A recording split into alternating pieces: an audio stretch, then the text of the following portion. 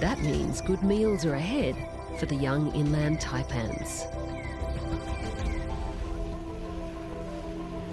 But not all will get a taste, because even baby snakes as potent as these have their enemies.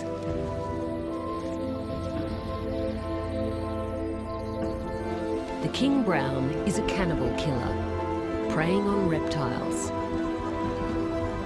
The young taipan has little defence. Its venom is targeted at mammals, not snakes. And the king brown has also evolved a special immunity to most snake venom.